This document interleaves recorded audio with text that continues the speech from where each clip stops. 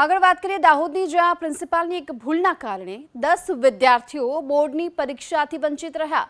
વાત એવી બની કે દાહોદ શહેર અને જિલ્લામાં 10 રિપીટર વિદ્યાર્થીઓએ પરીક્ષા આપવા માટે ગુંદીખેડાની ગાયત્રી હાઈસ્કૂલના પ્રિન્સિપાલ સંજયભાઈને ડોક્યુમેન્ટ્સ અને રૂપિયા પણ આપ્યા હતા, પરંતુ સંજયભાઈએ આ વિદ્યાર્થીઓના ફોર્મ જ ન ભર્યા, જેના કારણે વિદ્યાર્થીઓને રિસિપ્ટ નથી મળી અને પરીક્ષામાં ન બેસી શક્યા।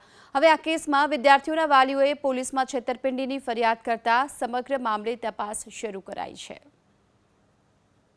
અમે ગાયત્રી વિદ્યાલયમાં ફોર્મ ભર્યું હતું 10મા ધોરણનું।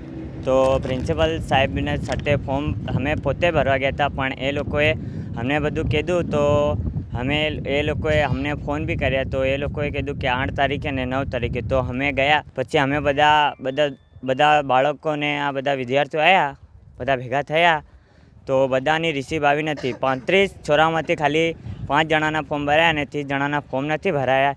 એટલે અમે આની ઓબ્જેક્શન ઉઠાવવા માટે કઈ કાર્યવાહી કરવા માંગીએ છીએ। અમે રાત્રે પછી લગભગ 7:30 પછી ડીઓ સાહેબને ફોન કર્યો, તો ડીઓ સાહેબે કીધું કે તમારા છોકરાઓની હું તપાસ કરું, મને યાદી મોકલો।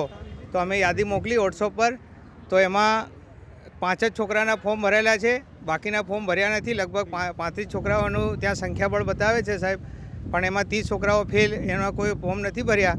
અને અમારા સાહેબે કીધું તપાસ કરીને એવું કીધું કે તો એના પછી અમે સાહેબ હવે અમે પોલીસ કાર્યવાહી કરવા જઈએ છીએ સાહેબ।